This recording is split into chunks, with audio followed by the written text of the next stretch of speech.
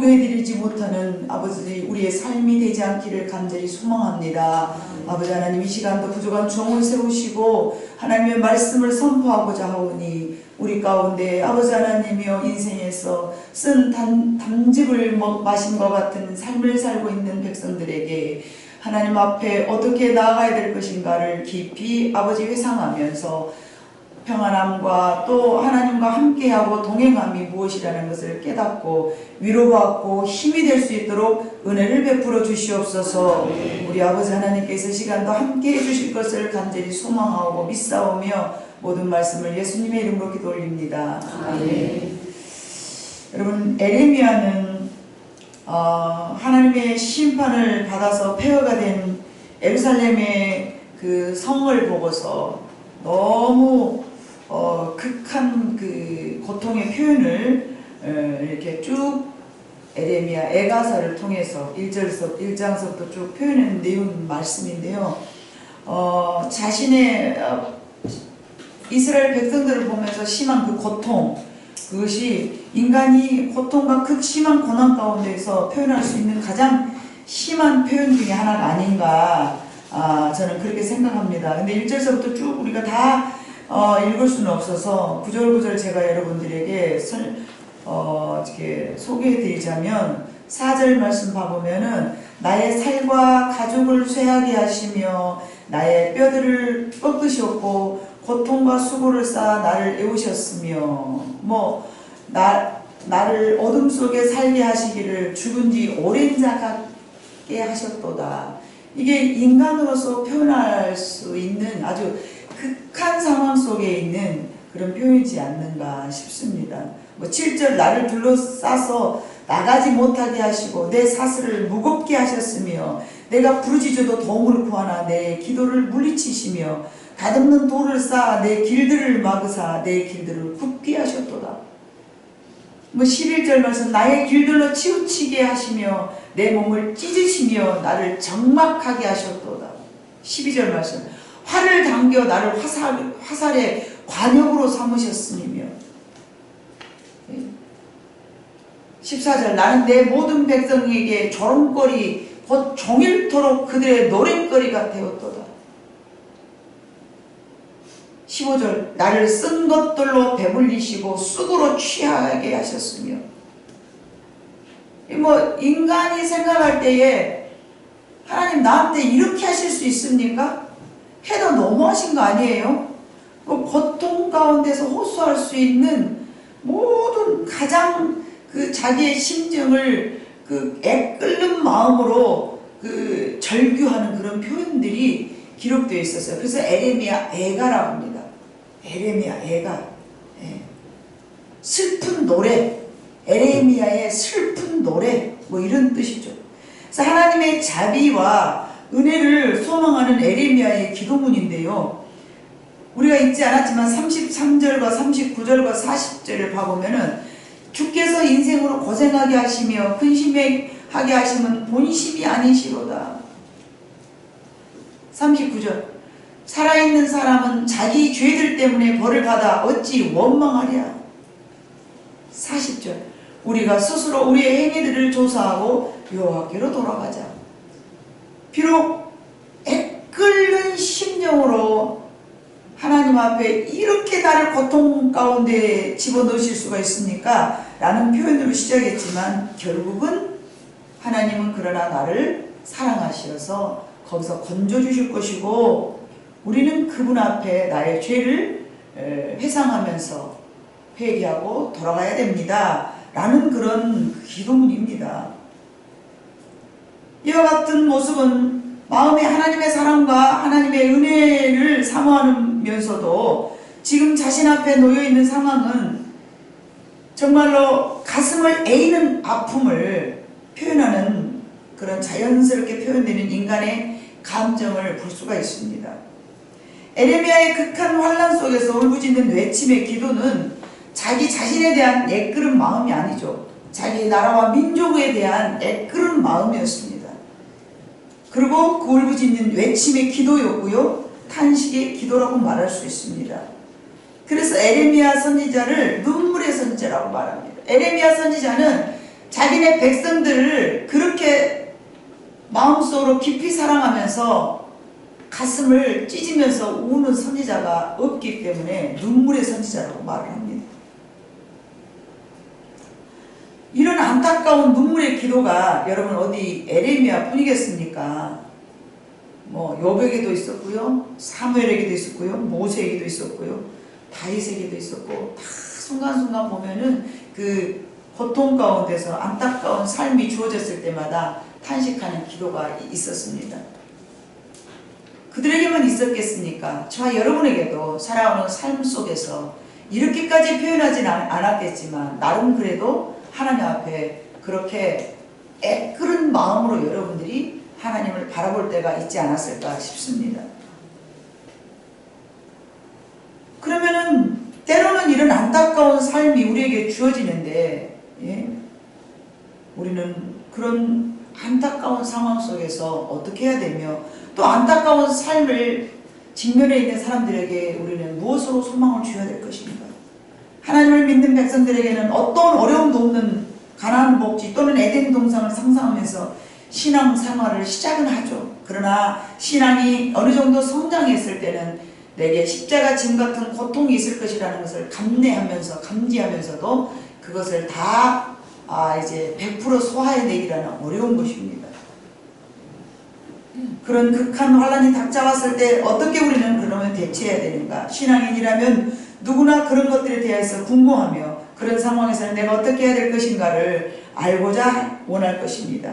그래서 그것이 궁금할 것입니다. 오늘 본문에서 잘 나타내주고 있는 에레미야 슬픔을 통하여서 여러분은 우리가 믿음 가운데서 이러한 상황이 우리에게 주어졌을 때마다 승리의 삶을 지혜롭게 헤쳐나가는 여러분 모두가 되시기를 위하여서 말씀 속에서 그 방법을 찾아보도록 하겠습니다. 야할이라는 히브리 언어가 있습니다. 야할. 이 말은 해산하는 고통 가운데서라는 그런 해산하는 고통 가운데서라도 소망을 가지라는 뜻으로 야할이라는 히브리 언어가 있습니다. 로마서 12장 12절에 봐보면 하나님께서 이런 말씀하셨습니다. 소망 중에 즐거워하며 환난 중에 참으며 기도에 항상 힘쓰며. 예. 어떤 어려운 상황 속에서 소망 가운데서 즐거워하라는 것이죠. 그리고 환난을 참아내라는 것이죠. 그리고 항상 그런 것들 가운데서 기도하면서 이겨내라, 그런 말씀입니다.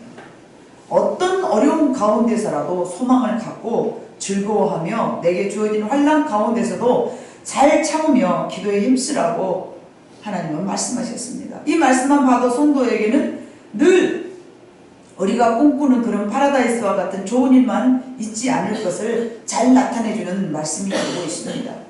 요한복음 16장 20절과 21절을 봐보니까 이런 말씀도 있습니다. 같이 읽어봅니다. 내가 진실로 진실로 너희에게 이르노니 너희는 곡하고 애통하겠으나 세상은 기뻐하리라. 너희는 근심하겠으나 너희의 근심이 도리어 기쁨이 되리라. 여자가 해산하게 되면 그때가 이렇으므로 근심하나 아이를 낳으면 세상에 사랑 난 기쁨으로 말미암아 그 고통을 다시 기억하지 아니하느니라. 애를 낳아보는 사람이라면 이게 무슨 말씀인지 여러분 잘 이해를 할 것입니다. 출산달이 다가오면은요, 이 아이를 어떻게 낳을까 고민하죠. 그래서 요즘 사람들은요, 애기 낳는 게 너무 힘들어서 마취해가지고 애기 낳는 그 고통을 스스로 제거하기 위하여서 내가 이 고통을 맛보지 아니하리라. 여러분 하나님이 주신 고통이잖아요. 애 낳는 고통은요. 근데 그거 하나님이 주시는 그 고통이 여러분 우리는 뭐 이렇게 저주나 뭐 이렇게 또는 벌이라고 생각하지만요. 그것을 통해서 여러분 우리는 귀한 것을 하나님께서 주시고자 하는 사랑과 또는 하나님의 놀라우신 그 축복하심이라고 여러분들에게 설교를 한번 했는데 기억이 나시는 줄 모르겠어요. 근데 스스로가 재앙절개 해가지고 나는 그런 고통 싫어 그러면서 마취해가지고 의사에게 저는 수술해주세요 그러고 애를 뽕 하고 사람이 의사가 뽕 이렇게 놔줍니다. 그것이 하나님이 원하시는 방법은 아니죠. 근데 모든 인간들이 다 그렇게 하고 있기 때문에 요즘은 너무 그냥 자연스럽게 힘들면 그냥 죄앙절개하면 되는 것이지 뭐 이렇게 마음을 갖고 있잖아요. 그런데 과거에 저 때는 그런 게 잘 없었지 않습니까? 그러니까 저런 말씀이 제 마음속에 확 와닿았죠. 첫 번째 아이는 그냥 모르고 낳잖아요. 엉겨덩기 하다가. 두 번째는 어쩝니까? 두렵습니다. 아, 이 아이를 어떻게 낳을까? 하늘에 별이 반짝반짝하고 죽음 직전에까지 아, 내가 죽는구나 하는 그 고통까지 가지 않습니까? 그런데 낳고 나면 아이를 딱 보는 순간에 언제 내가 그렇게 고통 가운데 임했느냐 하면서 그걸 잊어버린다는 저는 말씀입니다. 그 삶 가운데서 우리가 경험해 본 사람은 맞아 저 말이 맞아 아마 그럴 거예요. 근데 20절에 봐보면은 너희가 지금은 근심하나 오히려 너희가 기쁨이 되려. 이것은 예수님께서 이제 사랑하는 제자들과 헤어지기 직전에 내가 하늘로 올라가. 그러니까 너희가 근심은 될 거야. 그러나 내가 감으로써 오히려 너희에게 기쁨이 될 거야. 그러면서 그에 대한 보충 설명으로 21절을 말씀하시는 것이죠.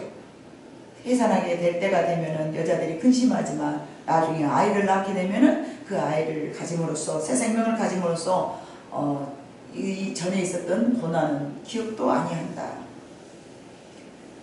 출산하는 기쁨이 정말 해산의 고통과 얼마나 다릅니까?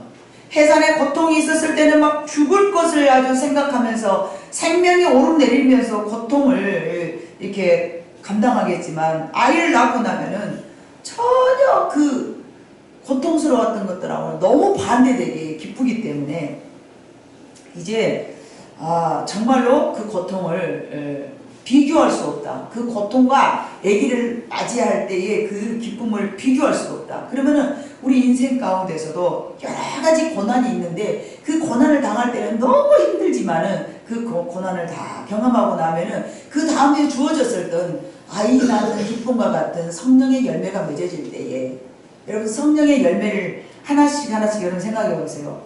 예? 성령의 열매. 갈라디아에 있는 말씀이잖아요. 성령의 열매 9가지 열매. 사랑과 희락과 오래 참음과 자비 양성과 충성과 온유와 절제. 이게 성령의 열매인데 그냥 맺어지는 게 아니고요. 마치 우리 인생에서 살아가면서 아이를 낳듯이 인내의 열매 하나를 맺기 위해서 얼마나 내가 참 내가 극한 더 이상 저는 참지 못해요. 목사님 저는 여기까지가 한계예요. 더 이상은 제가 못 참겠어요. 그래요? 그때 하나님 앞에 울부짖으면요 인내할 수 있는 열매가 맺어지기 시작합니다. 여러분 이 화려한 꽃이 있잖아요. 꽃이 필 때는 이렇게 예쁩니다. 근데 열매를 맺기 위해서는 이것이 시들어질 때는요 그렇게 추할 수가 없거든요. 근데 그 추한 모습이 마치 내가 참지 못했을 때에 내가 얼마나 추한 모습인지를 여러분 보게 되잖아요. 아, 내가 왜 그렇게 참지 못했을까? 아, 내가 그때 왜 그렇게 참지 못했지? 내 자신을 내가 뒤돌아보니 하나님 앞에 수없이 하나님 저 그렇게 살지 않겠습니다 라고 고백을 했지만 어느 날 내가 또 추한 모습을 나타내고 나면은 내 모습이 왜 그렇게 추한지 여러분 그 추한 모습이 내가 싫어서 그 다음에는 잘 참아내는 여러분으로 성장한 줄로 믿습니다. 그렇게 되고 나면 그 전에 내가 있었던 추한 모습은요 인내의 열매를 내가 가짐으로써 잊어버리게 된다는 말씀입니다. 그래서 예수님께서는 세상을 떠나시지만 헤어지는 고통을 이겨내면 보혜사 성령님이 오실 것이고 사망 권세를 예수님이 죽으심으로 감당해야 하기 때문에 십자가의 죽음을 나는 감당하고 가지만 너희는 내가 죽음으로 말미암아 구원의 영광이 있을 것이라는 것을 저렇게 요한복음 16장 20절과 21절로 예수님은 제자들에게 위로하면서 말씀을 주셨습니다. 예수님께서 십자가에 죽지 않으셨으면 우리가 구원받을 수 없습니다. 그리고 그 고난을 예수님이 감당해야만이 더 좋은 우리 모든 인간에게 구원이 있기 때문에 예수님은 죽을 만큼 힘들지만 십자가를 참아낸 줄로 믿습니다. 그것이 바로 저와 여러분에게도 예수님만 있는 게 아니라 저와 여러분에게도 그런 죽기까지 죽을 만큼 죄와 싸우는 여러분이 되시기를 주님은 우리에게 요구하셨습니다. 출애굽기 12장 7절로 8절을 한번 보도록 합니다. 같이 읽습니다. 그 피를 양을 먹을 집 좌우 문설주와 안방에 바르고 그 밤에 그 고기를 불에 구워 무교병과 쓴 나무를 아울러 먹되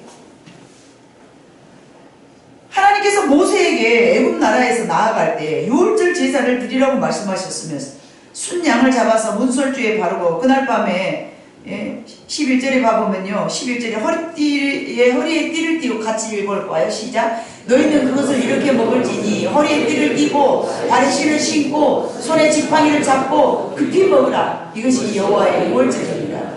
애굽 나라에서 빠져나갈 때에 너희가 양을 잡아먹고 쓴 나물을 함께 먹으며 그 다음에 그걸 먹을 때에는 이렇게 먹을지니 허리에는 띠를 띠고 발에는 신을 신고 손에는 지팡이를 잡고 급히 먹으라. 이것이 유월절. 이게 유월절에 대한 제사를 드리는 그 방법입니다. 야, 우리가 너무나 알다시피 순양은 잡아서 문설주에 바르는데 그 순양은 누구를 예표하는 것일까요? 예수님이 우리를 위하여서 대신 죽어주심을 말씀하시는 거잖아요. 너무 잘 알잖아요. 자, 그러면 그때 무교병과 쓴 나물을 함께 먹으라 했는데 그것은 무엇에 대한 예표일까요, 여러분? 네? 고통을 영리해. 가만히 들어보니 다 그런 것 같거든. 뭐 쓰디 쓴 거. 무교병을 그럼 뭘 말할까요? 단순한 삶, 순수한 삶. 성경에서 대답을 했을 때는 너희는 누구의 것을 조심하라? 바리새인들의 누룩을 조심하라. 그러니까 이제 출애굽을 할 때에 저렇게 여러분 봐보세요. 우리 성도들이 영리해요. 그리고 수준이 높아요. 자, 저거 봐봐봐. 허리에 띠를 띠는 건 뭐라고 목사님이 설명을 했을까 지난날에? 허리에 띠를 띠는 것은요, 이스라엘 백성들이 지금 제가 옷 입었죠. 이런 옷을 입고 살았단 말이에요.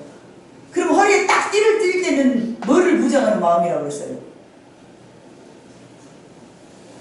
일할 때 질리벌리 하면 일을 못함게.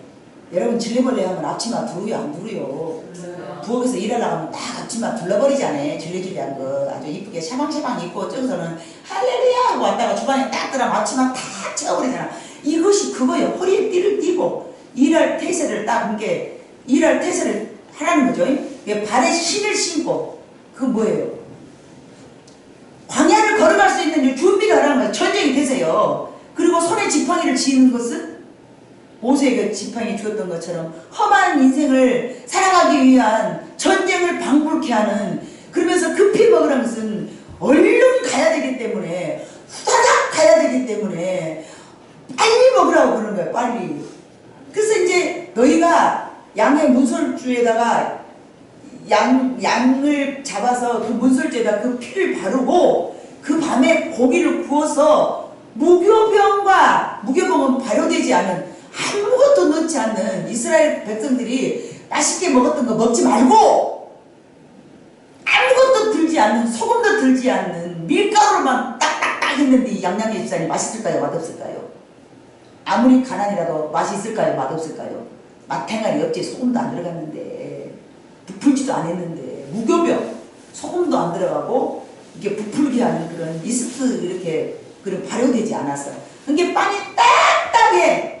그것도 먹을 뿐만 아니라 쓴 나무를 아울러 먹으라 해서 쓴 나무를 아울러 먹으라 해서 이게 애굽 나라에서 이스라엘 백성들이 광야로 나올 때에 마음을 그 하나님께서 준비시키면서 이스라엘 백성들에게 먹으라는 음식이고, 그 다음에 11절에는 준비 자세라는 거죠. 자, 여러분, 그러면 이 애굽 나라에서 이렇게 손에 지팡이를 잡고 급히 먹으면서 전쟁 태세를 하다가 무교병과 쓴 나물을 먹는데, 6월절에는 정말 이거를 꼭 반드시 1년마다 한 번씩 늘 6월절 절기면 되면 이거를 먹으면서 기념하라는 거죠. 무교병이란 예수님의 사상이 아닌 다른 그 가르침은 전혀 빼라는 얘기잖아요. 지난 우리가 수요일에 말씀드렸는가요? 예수님 오기 직전에 온 모든 것들은 다 절도요?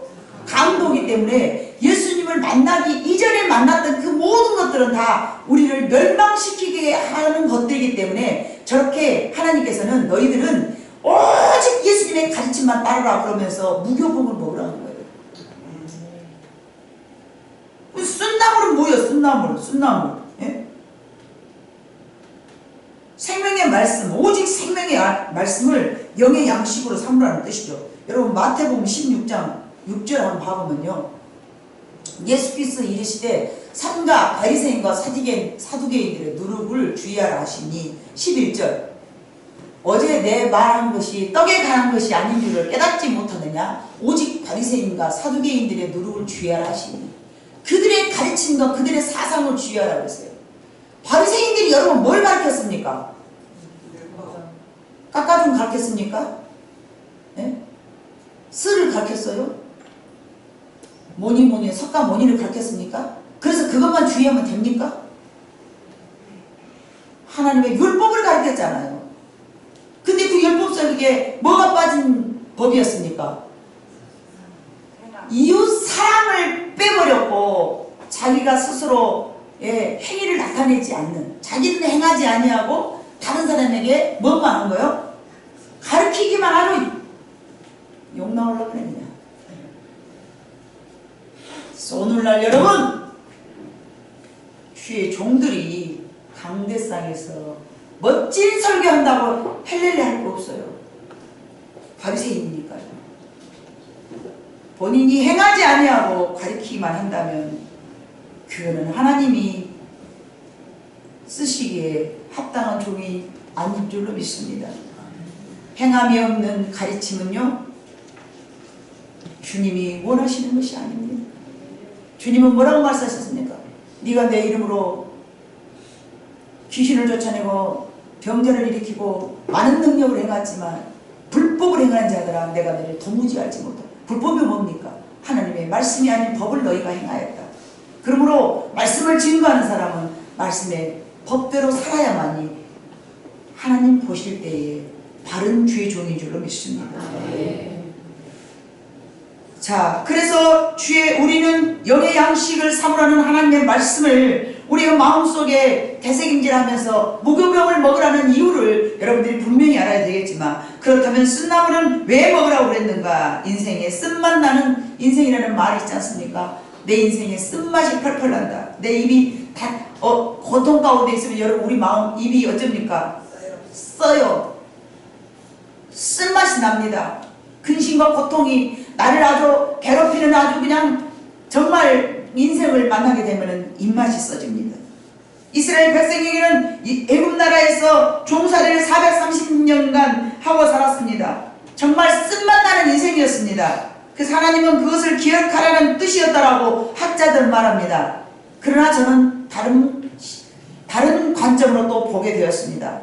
현 시대에 살아가는 우리들에게 이것을 적용해 보면은 하나님은 오늘 우리에게 이 말씀을 주신 줄로 믿습니다. 하나님은 광야에서도 이스라엘 백성들에게 여러분 식탁을 준비해 놓으셨습니다. 어떤 식탁이었습니까? 하나님이 준비해 놓으신 식탁은요, 하나님이 내려주신 만나만 먹으라는 것이 하나님이 내려주신 식탁이었습니다. 이스라엘 백성들은 모세를 따라서 새로운 삶을 꿈꾸고 또 급하게 허리를 등에 메고 서서 지팡이를 손에 잡고 쓴 나물과 무교봉을 먹고 양을 제사드린 후에 그 피를 다 바르고 고기는 가족들과 함께 먹었습니다. 광야에서 살아가는 애굽에서의 마지막 그것이 식탁이었습니다. 광야에서 살아가기 위한 마지막 애굽 나라에서 식탁이었습니다. 그들이 그것을 먹고 기쁜 마음으로 출애굽하였습니다. 하지만 정작 그들에게는 햇볕이 강하게 내리쬐는 물이 없어서 목이 타들어가는 광야를 거쳐야만 했습니다. 그래서 그들은 광야에서 나를 죽이려느냐고 모세에게 원망을 했습니다. 하나님께서 준비하신 6월절 식탁은요, 어쩌면 그런 뜻은 아니었을까 저는 조심스럽게 생각해 봅니다. 하나님을 따르는 과정에서는요, 예수 믿고 구원받으려면 여러분 무교병과 쓴 나물을 먹여야 한다는 뜻은 아니었는가 저는 그렇게 생각해 봅니다. 오직 하나님의 말씀만 순종해야 된다는 무교병과 자기 자신과 싸워야 한다는 전쟁의 의미로 서서 급하게 허리에 띠를 띠고 지팡이에 손을 잡고 쓴 나물을 먹으면 인생은 예수님을 따르고 믿고 따르면서 고난이 따른다는 것을 하나님께서 말씀해 주시는 것이라고 저는 생각합니다.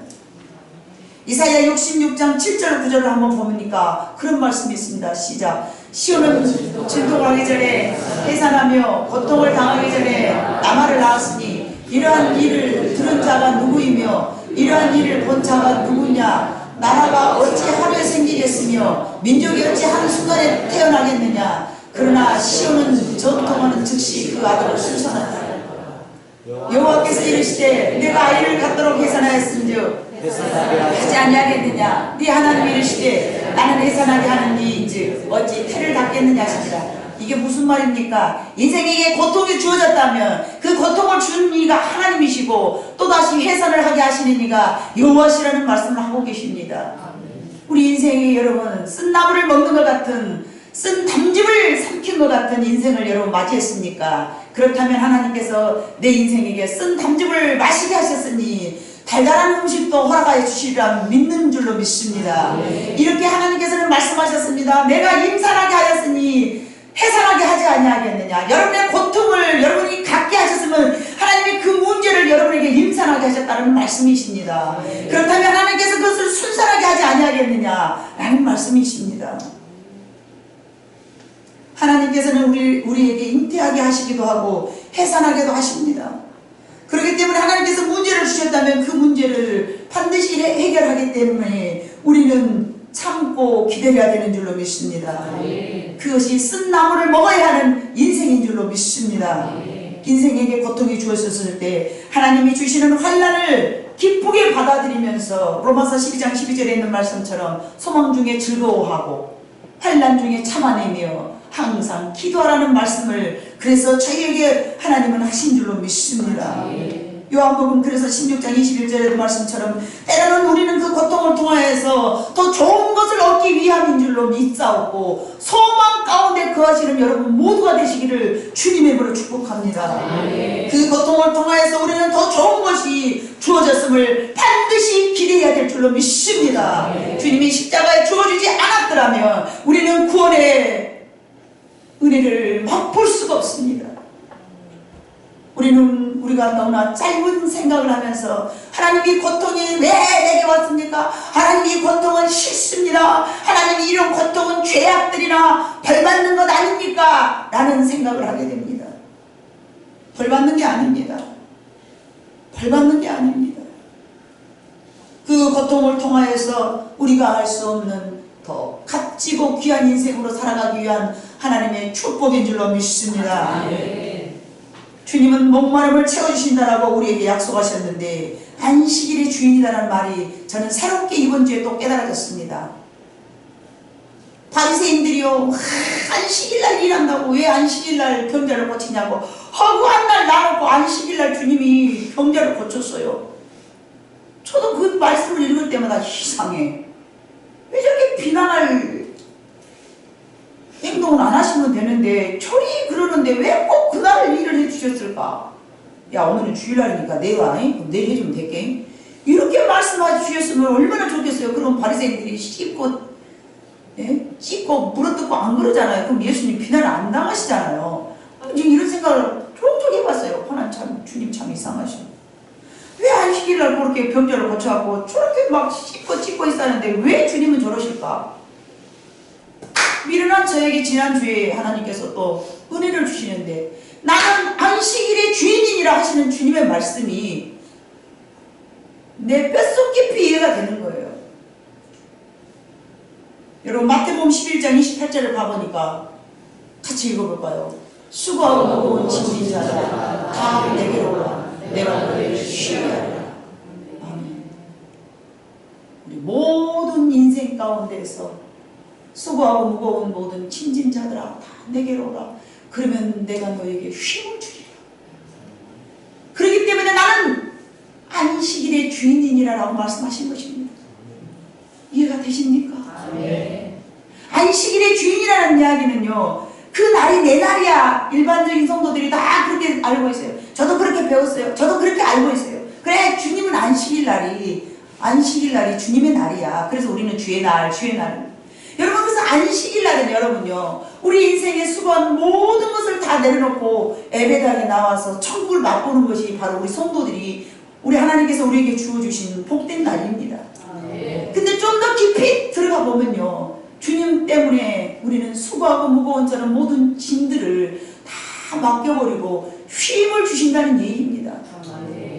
근데 우리는 다 맡기지 못하기 때문에 아직도 내가 무거운 짐을 짊어지면서 내 인생은 왜 이렇게 무거워? 내가 다 하려니까 무겁지. 아우 내 인생은 왜 이렇게 무거워. 질질질질 막 20톤 30톤 막 20톤은 안 되겠다. 20kg 30kg짜리 무거운 막 돌을 막 질질질 끄고 하면서 이것도 내가 해야 되고 저것도 내가 해야 되고 이것도 내가 해야 되고. 그러니까 그렇게 무거운 거예요. 무거운 거예요. 나는 너를 편히 쉬게 하리라. 안식의 주인, 안식 일 빼고요. 안식의 주인이라고 여러분 한번 따라서 해볼까요? 나는 안식의 주인이다. 나는 안식의 주인이다. 아멘. 그게 좀 더 정확한 것 같아요. 나는 너희를 쉬게 하리라.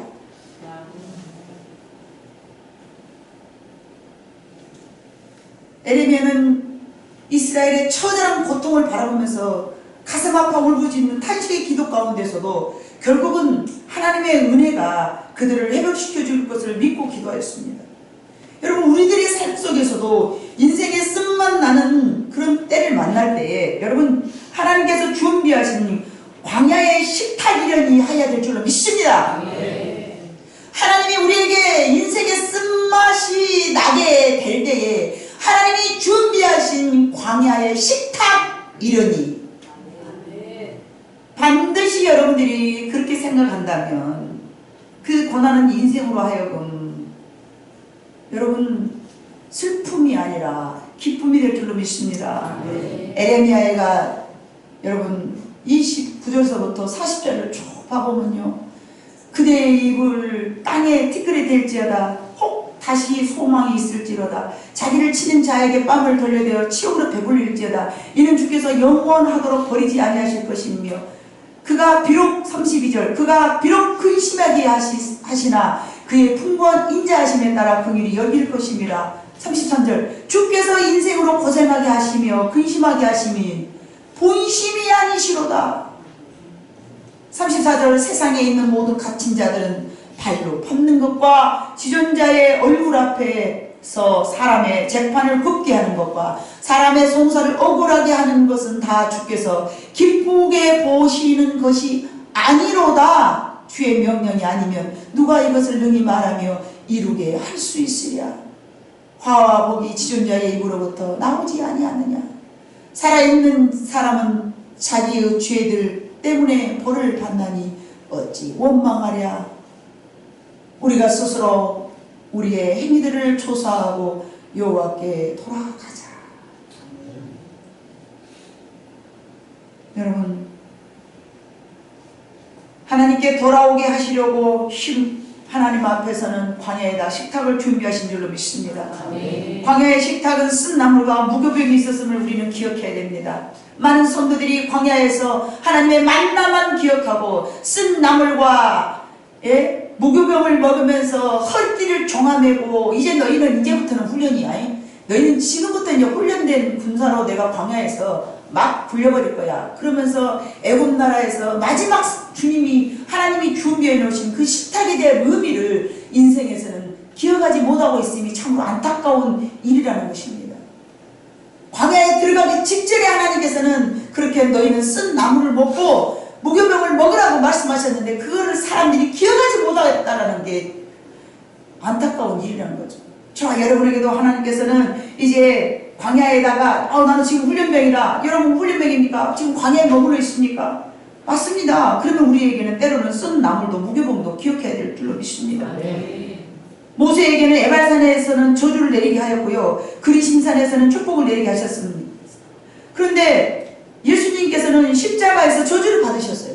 그 저주를 받으셨기 때문에 우리는 구원을 얻게 된 줄로 믿습니다.